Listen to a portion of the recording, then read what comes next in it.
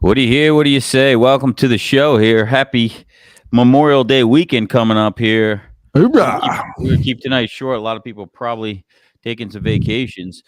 Hey, look, I think it's getting to be about that time, right? You're gonna have a vacation here. You're gonna get into June. Half the year's gone already, Shit. right? You're working on 8-1s. Before you know it, you're gonna be working on 1-1. So, what are some of the things we could talk about today, Craig? I saw Margot's post about Inception, right? And it made me think,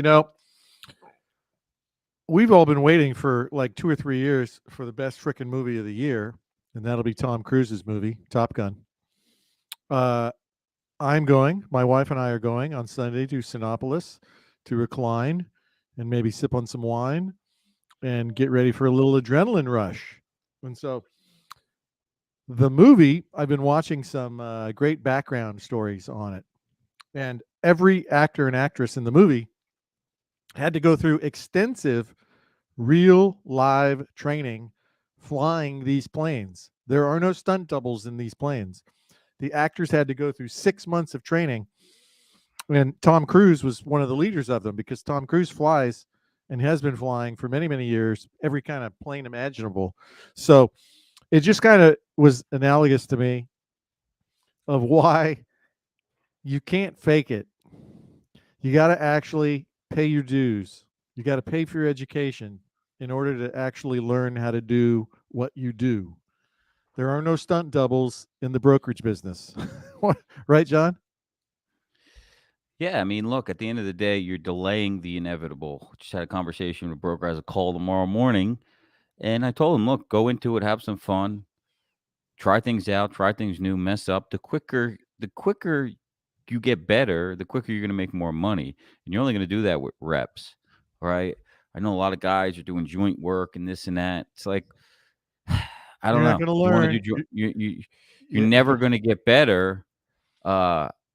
Look, yes, in the beginning, okay, you got to see you want to learn from somebody, but at some point, You got to have a pull game up. plan. You're going to be like, all I need is 3 cases. We'll do joint work, and then I'm going to do it. Yeah, pull up your skirt and get out there and do it. You want to be the guy. Look, the client wants the guy. They want the expert. You have to become the expert. Going on LinkedIn and talking about things on LinkedIn or, speaking at broker conferences, that's not going to give you the authority you need to win accounts with prospects. You know what's going to give you the authority? Actually doing it and getting case studies and getting people in your corner that will take a call for you, or having them at an event that you plan. Okay. Yeah. People can smell salesmen when they don't know what they're talking about. Yeah. You and need nobody to know wants the yourself. impersonator, right? Who the hell you want to go, if you want to go see, live entertainment, you want to go see the real deal. You don't want to see the cover band. You don't want to see the person, the fake person, right? You don't want to be that guy where you're just completely, every time you show up, you're winging it.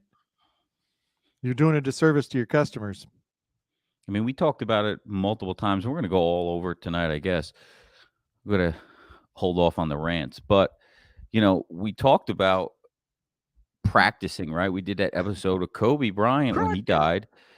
And yeah, I mean, the guy was just unbelievable, his work ethic and practice. And I think about it all the time is like, do we actually practice outside of the prospect meetings that may be 30, 40 a year? No, I don't think it's enough. Oh, wait. What kind of horse shit were you just throwing there? 30 to 40 prospect meetings a year? Yeah. Who are you talking about? Side. That's not in our industry. Bullshit. I call bullshit. Most guys have like 5, 6. They should be 8 fired. Meetings a year. Yeah, you want to rant. Yeah, there's very few individual broker, advisor, consultants that have 30 or 40 new leads a year. And therein lies the problem. It's doable, but they don't do it. Yeah, I look at practicing, and I've been trying the guitar now for some period, and just not really going anywhere. And I look at it, I'm like, what the hell am I doing? I'm only practicing a few hours a week. You're not going to get anywhere. It's the same thing in the brokerage business. I talked to I talked to one of my another guy I did training with online. He's down in Argentina. He said, "Well, I've been playing 20 years. I used to practice sometimes 12, 13, 15 hours a day." Oh my Okay? And God. he's incredible. Wow. And so, that's what it takes to be really good, and you can see the difference right away when you're working with them. But let's set him straight though, John. See, so like playing the guitar, you have to practice playing the guitar, and there's just so many parts to it. I mean, the brain, muscle connection, moving the fingers, knowing what the frets and the chords are, being able to ultimately do it without looking while you're doing it. There's just all these moving parts. In our world, I think this would be like one of the biggest mistakes ever. In our world, what a lot of people think that means is I have to know everything about everything. I've got to be able to talk about everything, all this nonsense about features and benefits, and know every little wrinkle and all this stuff that doesn't mean anything. The reality is, if you were going to really bust your ass for half days and work 12 hours a day, you should be focused on sales and marketing. That's it. Don't worry about product knowledge. It's overrated. That is true. Yeah, it's interesting with the guitar. There's so many different aspects to it. You can't just pick up the guitar and play it. Okay, it's just like sales and stuff. Maybe you get lucky, but you've got to work at it Yeah. consistently. It was like poker. Consistently work at it every week if you want to get better. Now, guys, if most of you on here are probably out selling, trying to win new business, and you're winging it. And look, may work sometimes with your experience and you're good, but if you're not in the game regularly, it's just not gonna the closing ratio is not gonna be there. So do a little work on it, continue to get better, review your stuff. And that's kind of retooling. I had that written down, was retooling here going into, the next quarter, the end of the year coming up, is how can you retool your agency or yourself mainly on what you're doing with prospecting? Is your list updated? Do you have newer scripts for the phone calls? Do you have newer scripts for the emails, ones that are working, ones that are tested? Okay. Can I retrain my employees or my staff that's helping me with prospecting going through it again? We had some prospects coming that didn't go. And I said, well, look, here's your lesson is you closed a couple accounts, you forgot the process, Hmm. and you allowed brokers to quote, not set an employer meeting, and put you on a spreadsheet inside 60 days. And now you see what the outcome is. Okay. And so we've got to go back and look at our process and go, this is the process. This is why it works. And so if you defer out of that process, your closing ratio just plummets. So you want Yeah. to put your best foot forward. And it's like, look, I don't want to waste. I was telling Sean this day, is like, the first meeting intelligence gathering isn't even a qualifying meeting. It's a disqualifying meeting is the way I look at it now. Is how can I disqualify them? Instead of trying to make them turn it, what Belfort say, trying to turn shit into gold, right? When we're desperate, we try to turn shit into gold. I'm trying to disqualify them as much as possible to find out, is this actually an opportunity? Because I know the work that's involved. Would I love to charge on the wholesale side, charge the broker a fee? Yeah, I'd love to do that. That would be great, right? Yeah. Maybe they wouldn't waste my time as much. And brokers you gotta not lie to yourself. You got to look at the numbers, right? So in our world, my world, on the wholesale side, my business partner, he asked me some tough questions. He's like, okay, so these brokers that you did favors for, right? They didn't use our best practices. You said you felt bad for them. They've been trying. They've been working hard. And so, in order to, proverbial pop their cherry, you let them write some little, a case that we normally wouldn't write because they're too small, and they didn't follow the best practices just so they could have one under their belt.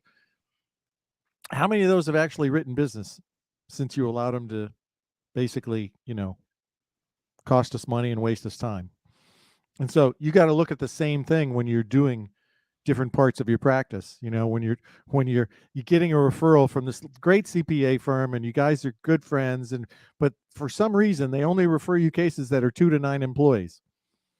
Ultimately, you're going to have a sit down with these people to teach them how to introduce you to more meaningful clients, because the more time you spend working with groups that are really too small for you, which tend to be the time-sucking vampires in real life, that are very demanding, even though they're your smallest customers, it means you don't make any money. So ultimately, look at your numbers, don't lie to yourself, and pay attention to those things that have the highest potential velocity for money. You guaranteed to be successful. Right, John? Yes. Real quick, show sponsor, Virtue Health. Check us out, virtuealliance.com. If you don't know what we do, we're group purchasing consortium for employers, for small to mid-sized businesses, to protect you on the reinsurance layer. Long-term solution for a long-term strategy. Check us out, virtuealliance.com. Book a demo. Retooling. We're hiring. We've done a lot of marketing. We spend, I don't know, $15,000, $20,000 a month of revenue on marketing, and it's different. We're doing outbound marketing and pulling them into the funnel, right? And now it's a little bit slower, and we've tapped a lot of the warm market from the show, this and that, and said, okay, we're got to go cold now, which is the only real way that I see, well, the key way that works from the employer side. And so we're hiring a caller in-house. So what am I doing? I'm investing into a person in-house now because I want to step it up, buying all the stuff, the technology, getting them set up with some of the best books, 3 or 4 books to read on combo prospecting and tech-powered sales. And we're working up new calling scripts, working up email calling scripts. We're working up ways to track it. And we're just going to, we're buying leads. We're going to consistently, optimize it to get it right. And so we're doing it from scratch, basically, because we didn't have to do that much anymore. But look at it like a sales development rep, a business development rep. Guys, read the book Predictable Revenue by Aaron Ross, and you'll see the key to taking Salesforce from 3 million to 100 million. Okay. This is the process all these tech companies do. Okay. We don't know what we're doing. We do it wrong. We hire Craig, I say we hire, they say in the book, it's like, and I know an agency that does this, is they go out and they try to find salespeople and they pay them $75,000 to $125,000 base pay before commissions, and they don't know anything. They've never been in the healthcare business. Okay, and then they tell them they're good salespeople. They tell them go out and prospect, right? Salespeople and prospecting, marketing is 2 different things. That doesn't mean you're good at both. Most salespeople are better at closing deals, like I was, not prospecting. Okay, so if you're an agency and you're hiring an agent, you think about, well, I'm going to go have them do this. Well, the smarter agencies, the big boxes, they hire them at 45 grand, 55 grand, and they're BDR, business development reps. So they're telemarketing for the bigger guy in the office, and everything has to be joint work, because what's the odds of that person closing it? 0. And then what happens if they make it? Great. They eventually become a salesman. Great. But if they don't make it, they were generating leads for the closer. But to pay somebody $75,000 to $125,000 that doesn't know anything about benefits, and then tell them to go out and prospect and not spend money on marketing. As a company, your job is to generate opportunities for your salespeople. Okay, that's the mistake that most people are making, is they're not paying to generate opportunities for salespeople. Now, not all salespeople should get the Glengarry leads, right? Yeah. These are the Glengarry leads, and you don't get them to give, because to give them to you would be throwing them away, right? Yeah. So I don't know where I'm going with that rant, but retooling your agency. If you're looking to close business, go back to what works. Go redo your material. Go reread things, because salespeople need to be reminded more than we need to be taught stuff.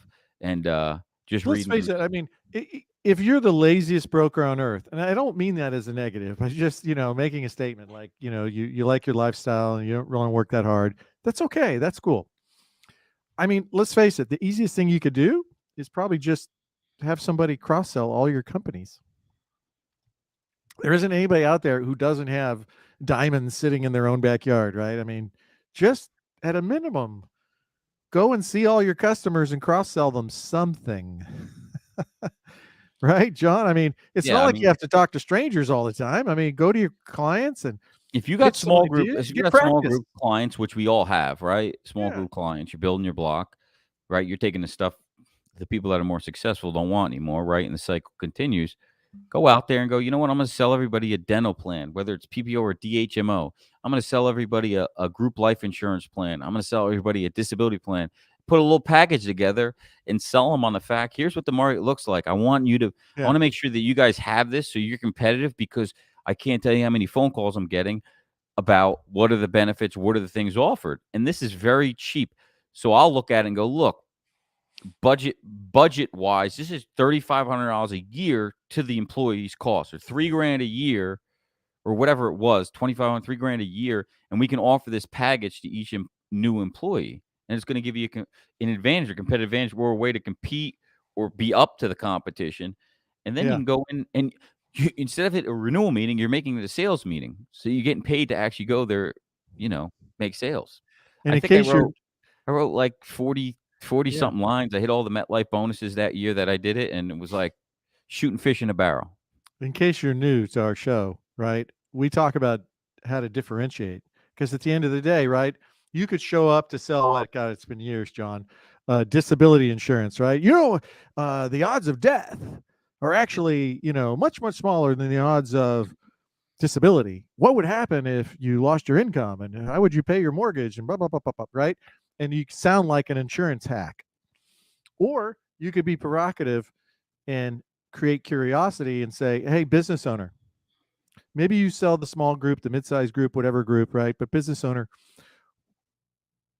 what happens in the event you can't work? I noticed you got the big game hunting. What happens if you go out with Dick Cheney and, you catch some buckshot and you're out of work for a few months? How are you going to fund the 401k? What if I could show you a way to fund the 401k in case you're unable to work in your company? Wouldn't that be important, so you don't lose your best employees? Now, which way do you want to be presented to? The insurance hack way, or something that actually makes sense to a business owner? It's just, there's all the products you can do that with, right? I had a guy pitch me the other day, Sale on John. disability always was what it costs the owner to get an individual disability policy, where you can put a group policy in place, no questions asked, and it's $50, $100 a month to you personally versus $1,000+ if you're making real money. Within those crappy group disability programs, they actually discriminate against you, business owner. Your employees, you insure them for 60% of their pay, but you don't get 60% of your pay. You're actually only insured up to 30 or 40, 50%. So why don't we equalize it, make it fair for everybody, like yourself? It's your company. Yeah. Just other There's ways just to do it. opportunities to make some money everywhere once you have clients. I'm getting a lot of feedback from guys that are going on prospect meetings and then not being able to re-engage with the prospect. And I don't know the full answer to all of it, but inside that first meeting is really telling as to why they're not taking the next meeting. Right? You didn't find the pain, you didn't push on the pain. They don't have a motive to change. Yeah. And you probably made the mistake of not setting a meeting, leaving the first meeting, right? And bam, fam. Be tentative. Look, but let's just put something down tentatively. We don't have to keep it. If they fight you on that, look, that's telling you already they're not interested and you're going to chase them. Exactly. So, but again, that could be something you have the person that's doing marketing for you, business development. I mean, I'm engaging with another tax firm for real estate stuff, and their outreach is incredible. You fill out a form on their thing, you get an automated email sequence. You get, freebies. Hey, here's a this, here's a that for free. Watch this video, watch that. I'm getting They got a funnel. I'm getting a qualifying call where they're preparing for the meeting. Then they made me send me an email, fill out the quick questionnaire before the call. Then they called to confirm the meeting. And it's like, wow, these people have their shit together. It's streamlined. It's a strong business development section, and they're disqualifying people on that first call. They don't let the salesperson talk to you if you're unqualified, right? Props to a really good funnel. Yeah. From the employer side, there's it's hard to determine to follow those same rules, Craig, with certain things with tech companies with inbound leads and doing it, because you get so much inbound leads, and on the brokerage side you just don't get that. So sometimes you've got to go do that disqualifying in the first meeting. So I'm not here to tell you stop taking meetings or disqualify them as much as you can in advance. Yes, do that, but it's also difficult because buyers are liars, and sometimes the worst cold calls we had, I had a conversation with them. It sounded like hell. The meeting was going to be terrible, and it turned out to be great meetings.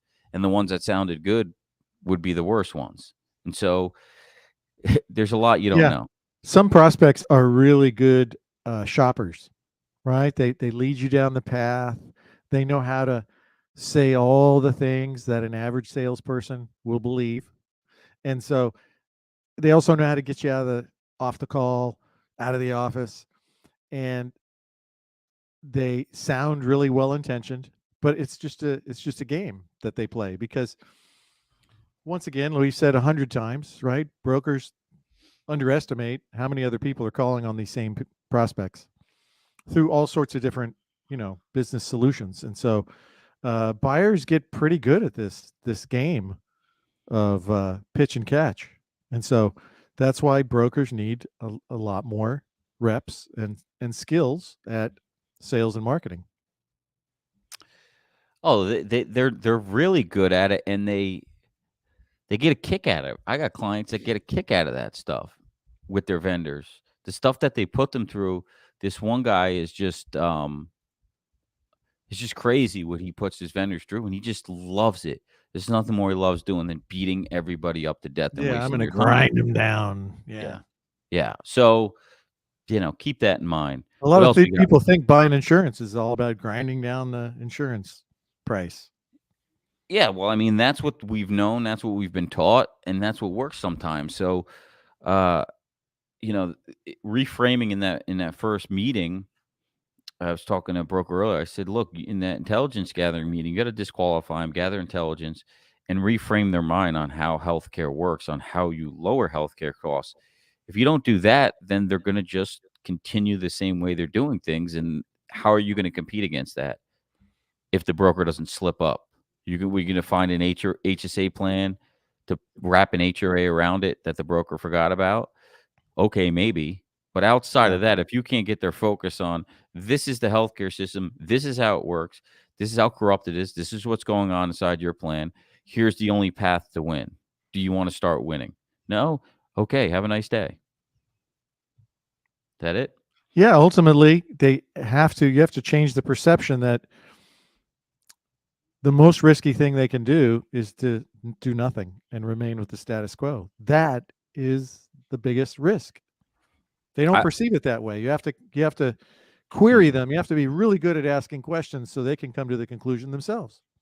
that's the whole thing about inception is, Craig, you're really good at that, is, you know, the best idea for somebody is the idea they came up with themselves, right? So how do you convey that message to them to get them to think they came up with it, right? And I know I struggle with it because I have little patience, but we always want to just tell them what to do, this, that, and the other. But if we can get them to set them up to think it out themselves, right? Then they're brilliant. They got the idea. It was their idea. Craig, what's any Yeah. ideas or ways to do that, or things that you've done in the meeting that can help them? Well, I mean,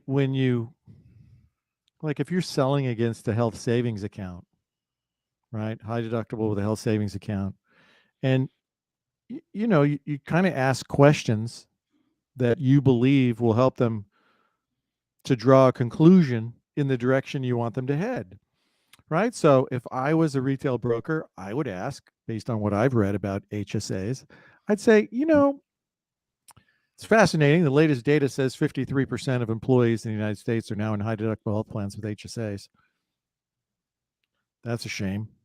Have you ever looked at your own group population to analyze what's the average income of your team members, your associates, your employees that have balances in their HSA accounts? Right? Oh, and here's some data, right? It's normally the people that make over $100,000 who, for a variety of reasons, including social determinants of health, generally are healthier.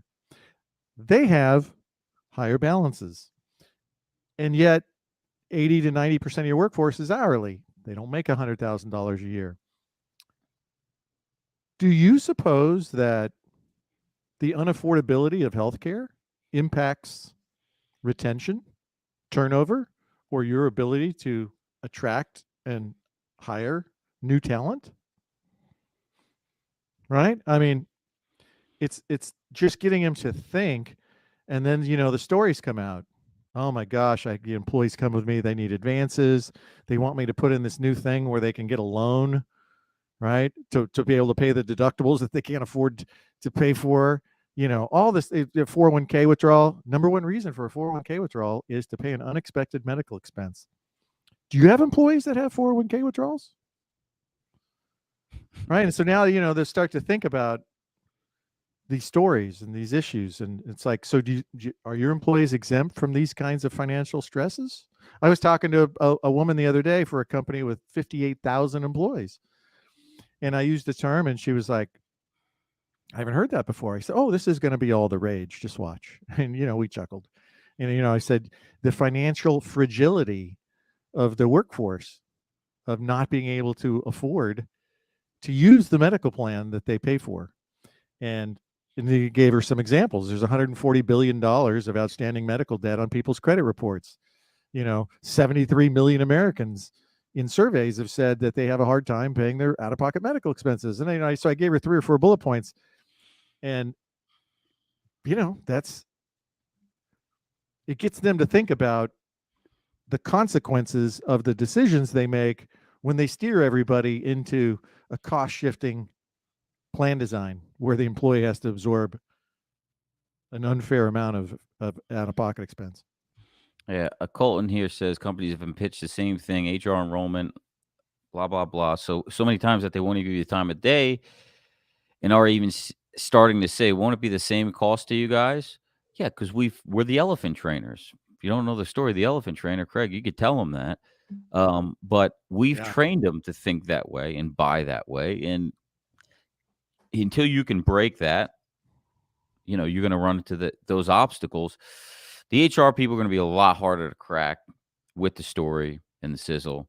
It's just very difficult, right? Yeah. I did a call. Working on a renewal on a conversion group from 12/12 to 24/12, and a contract change is typically 20% before an increase, and they ran so good that we were able to do it for 13, and they got 175,000 in surplus, and they can't wrap their head around the numbers and the increase and how to go over it with their boss. And, they couldn't hope for more. I did 2 calls with them, and they still can't figure out how to address this with the owner, so on and so forth. And again, they're not numbers people. Like you call them, Craig, what? The social worker of the company. They're not numbers people. So, we were fortunate enough to get the case. But now it's shown to tell that we need to be talking to the owner, some sort of leadership, in order to get the word across. Because the HR department, Yeah. look, there's some HR guys out there, and I know them. I've talked to brokers. They go, look, John, I don't know shit about self funding. I'm really good at talking to the HR person and chumming them up. Well, great. Hats off to you. That's a But skill. that's another angle. It's another angle, right? HR online enrollment story's been beaten to death.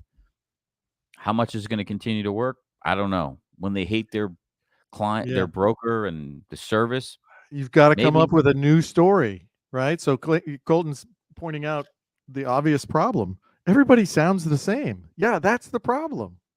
Now, if you just prospect a whole lot, you're going to run into people who haven't been prospected. And so inevitably you'll have some success. But who wants to waste all that time? So you have to come up with a different story, a different angle, a way to talk to HR so that they care. And that is the whole game of learning how to have a conversation with questions that create a different outcome. Because otherwise, yeah, everybody does sound the same. That's selling health insurance. Inception. I was talking to somebody the other day that was going into sales, and they're doing psychology, and they're like, I don't know anything about scales. I'm nervous. I'm like, why? Human psychology, human behavior. That is sales. Oh You my have an gosh. extreme Yes. advantage over them because you understand human psychology.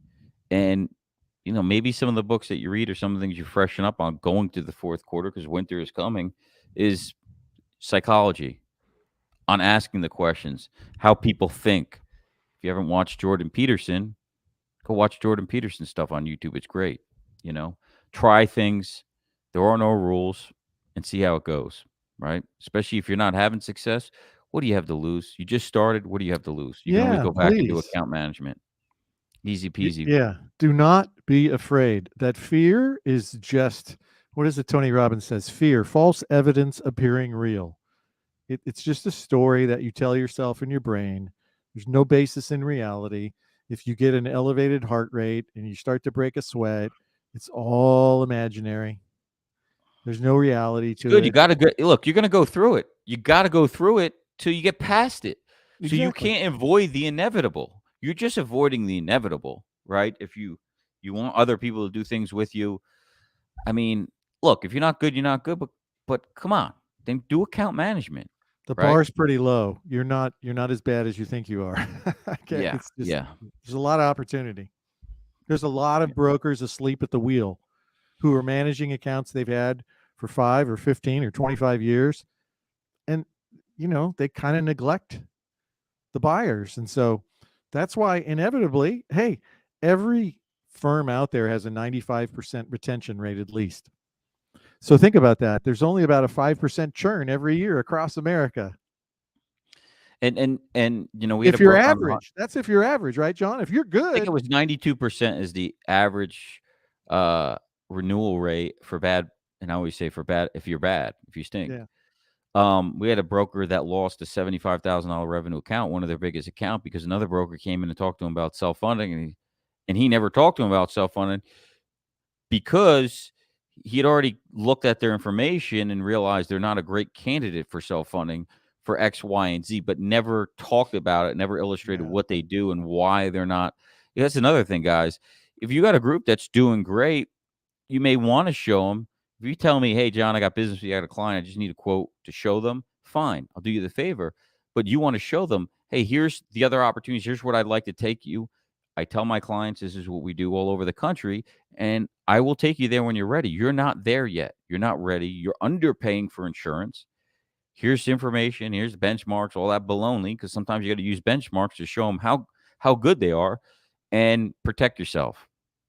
Because if you don't do that, then somebody's going to come in and take it. I mean, I even get yeah, calls now, Craig, from my clients, and they're like, "Oh, somebody came in and talked about RBP and this, that, and the other, and we already got them in a wonderful self-funded health plan." I go, Mike, we talked about this every year for the last 3 years, and why we don't want to go to that strategy. Let me explain to you how this works and why yeah, this isn't working well in your area based on our research, okay, and the pushback from other employers that they're dealing with. You advise that you don't want to go through that for an yeah. extra 15% savings. It's And very so, regional. It's very regional, and a buyer would never know that. And that's why a good broker needs to know in your region, can you even put in RBP? Because guys and gals, it can't be done nationwide. yeah, There and are, the RPP vendor, nothing against them. They said, I did some research and I had somebody reach out to them and they said, oh, it's great. It's this and that. And, it's going fine. And then I find out from another advisor in the market that I contact, I said, he's might lose his account because of the pushback from the one major hospital system that everybody goes to is they're fighting him to death on everything. Okay. So which story do you want to believe? Right. it's pretty Anyhow. easy. You can walk into the billing office of any of the insurance or the hospitals, and they usually, some of these, and when you're in a really militant area of the country, there'll be a sign at the cashier that says, if your insurance includes any of these, providers, we don't accept it. And on that list will be, 15 different RBP vendors. Test it. Yeah, test it out before you go down that route. Now, again, not saying not to show it to your clients. Educate them. Educate them on why. Yeah, I even told the client, I go, Mike, look, if you wanted to go down this route, I probably would tell you that I don't want to do it. You're gonna have to do it with somebody else. Meaning you're gonna have to fire me if you want to do that because I know what's to come. Yeah. That'll I've, push him back. I've paid E&O insurance for years and never made a claim on it. And I don't intend on starting now. So if you want to do that, fire me. Yeah. And That, again, this particular market, we're not saying all markets. yeah, of No course. Of safe, course. no safe harbors. 2 hospital system market. They've bought it used to be 4. They bought the other 2 out, and they're just fighting to death over stuff, and they're getting pretty sharp on the RBP stuff. So anyhow, final thoughts here, Craig, before we let them go for this holiday weekend. Hey, have a free day. Don't check your email. Don't read any business journals. Recharge your batteries. Be present with your spouse or your significant other or your children. Be present. Stay off your damn phone. Cut out the social media. Deactivate it for the weekend. See what life used to be like. Yeah, exactly. Get careful with the drinking. Be safe. Happy hunting. Keep it up. We'll keep delivering it. Keep showing up. Be good, guys. Heads Up Advisor. See you next week. Same place. Same time. 8 p.m. Eastern, 5 p.m. Pacific. Later.